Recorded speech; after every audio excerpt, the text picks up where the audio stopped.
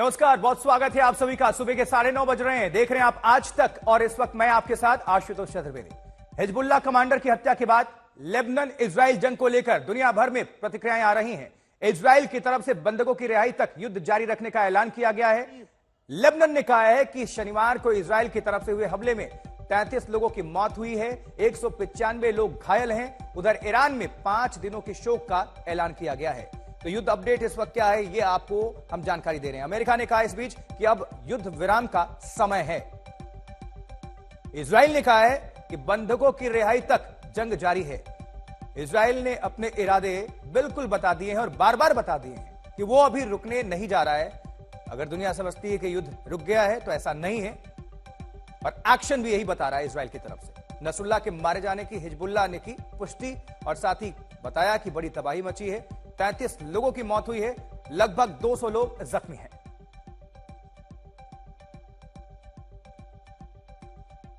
सही समय पर सटीक हमला करना इजराइल की आदत में शुमार हो गया है। इजराइल ने हसन नसरुल्लाह को मारने का दावा करके दुनिया को चौंका दिया।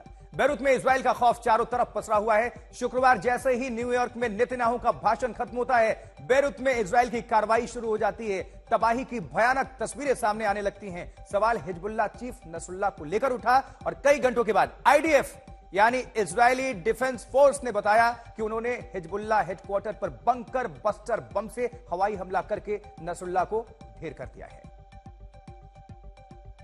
27 सितंबर 2024 दिन शुक्रवार, लेबनान की राजधानी बेरूत में इजराइल ने ताबड़तोड़ हमले किए और तबाही की तस्वीरें आनी शुरू हो गयी।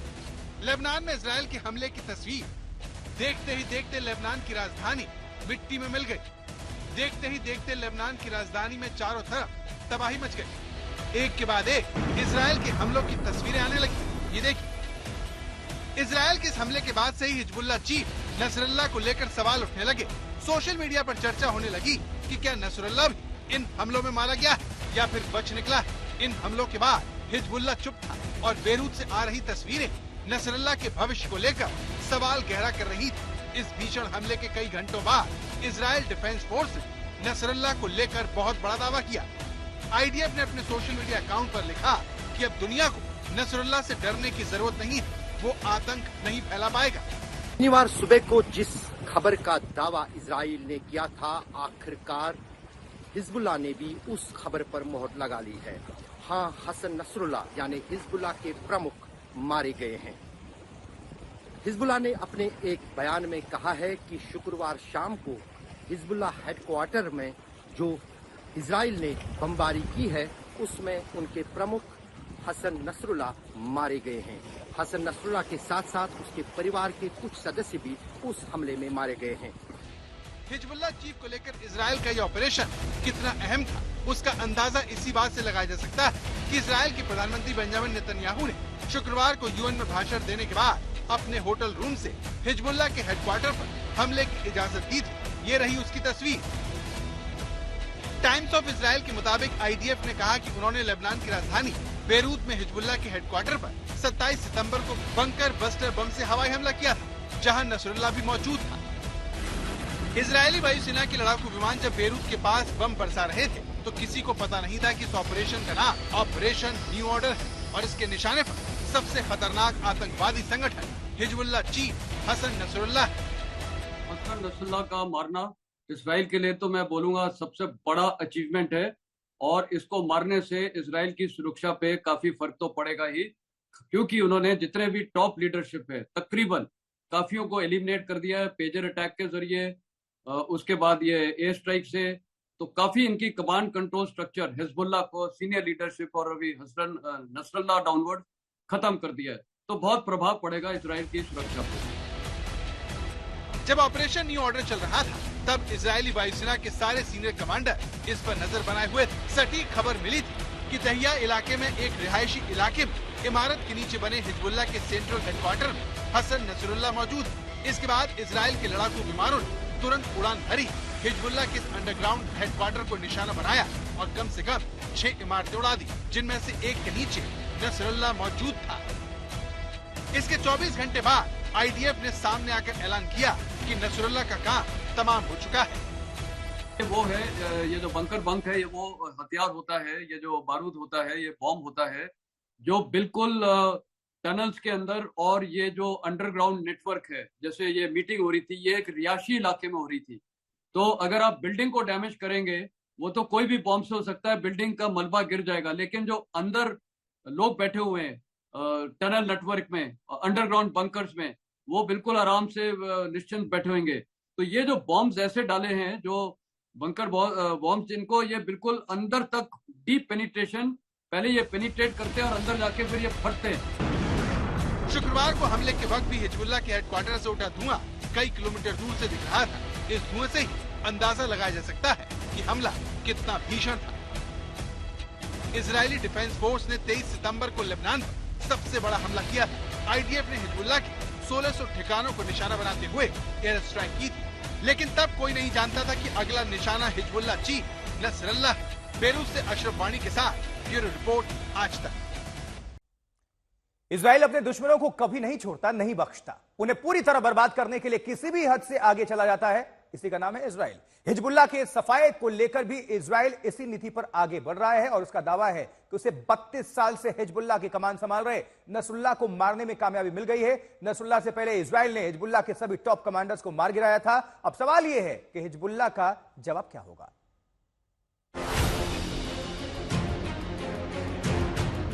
يعني عمليتنا اليوم كانت من مرحلتين لأنه في بعض 25 अगस्त को हिजबुल्लाह चीफ हसन नसरुल्लाह जब इजराइल को धमका रहा था, तो शायद वो ये नहीं जानता था कि उसके पास अब गिनती के ही दिन बचे हैं।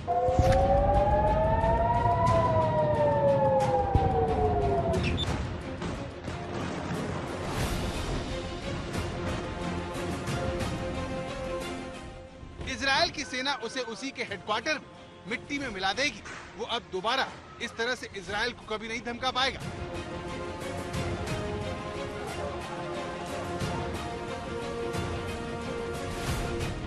हिजबुल्लाह चीफ की मौत सुनिश्चित करने के लिए इजराइल ने कोई कसर नहीं छोड़ी। जिस इमारत के नीचे तहखाने में नसरुल्लाह छुपा हुआ था, उस इमारत पर 80 टन के बम गिराए गए। एक टन के 80 बम गिरे तो ये इमारत जमींदोज हो गई और नसरुल्लाह ढेर हो गया। इजराइल ने नसरुल्लाह को ढेर करने वाली अपनी टीम का ऑडियो संदेश भी जारी किया, जिसमें हिजबुल्लाह के हेडक्वार्टर पर बम गिराने से पहले इजरायली फाइटर पायलट को ये कहते हुए सुना जा सकता है कि हम अपने दुश्मन को कहीं भी ढूंढ निकालेंगे।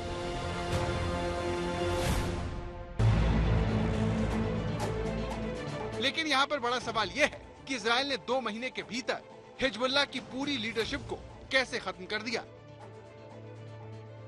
नसरुल्लाह 1992 से ईरान समर्थित संगठन हिजबुल्लाह का चीफ था। जब उसे ये जिम्मेदारी मिली तब वो महज 32 साल का था। उसका जन्म 31 अगस्त 1960 में हुआ था। वो 15 साल की उम्र में इजराइल के खिलाफ बने विद्रोही गुट में शामिल हो गया। साल 1982 में हिजबुल्लाह बना और नसरुल्लाह उसके संस्थापक सदस्यों में से एक था। साल 1992 में इसके 10 साल बाद नसरुल्लाह इसका मुखिया बना और साल 2006 में उसके नेतृत्व में इजराइल को लेबनान से खदेड़ दिया गया। ऐसे में नसरुल्लाह की मौत हिजबुल्लाह के लिए सबसे बड़ा झटका माना जा सकता है। हसन नसरुल्लाह को मार के इजराइल ने सबूत दे दिया है, सबसे पुख्ता सबूत, कि उसकी इंटेलिजेंस, मोसाद की और मिलिट्री इंटेलिजेंस इतनी माहिर है कि वो दुश्मन के कमांडरों का हर मूवमेंट, छोटा से छोटा मूवमेंट, कहाँ रह रहा है, कहाँ जा रहा है, कहाँ मीटिंग कर रहा है। उदाहरण के तौर में इस्माइल हानिया को जब तेहरान में मारा, और अभी हसन नसरुल्लाह जो टॉप लीडरशिप है, और जो उसकी पेजर्स में कितने सीनियर कमांडर्स को घायल किया गया, शामिल ईरानियन एम्बेसडर। तो ये वही कर सकता है जिसकी इंटेलिजेंस नेटवर्क बहुत बढ़िया है, और वो पूरा, मैं बोलूंगा, इफेक्टिव इंटेलिजेंस इन्फिल्ट्रेशन हिजबुल्लाह और ईरान के कार्डर्स के अंदर कर चुके हैं। इन्हीं के कार्डर्स हैं जो ये खबर दे रहे हैं।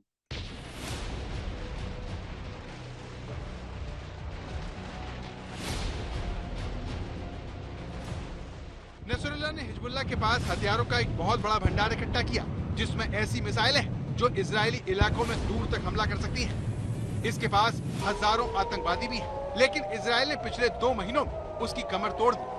नसरुल्लाह को मारने से पहले इजरायल ने उसकी पूरी लीडरशिप का खात्मा कर दिया।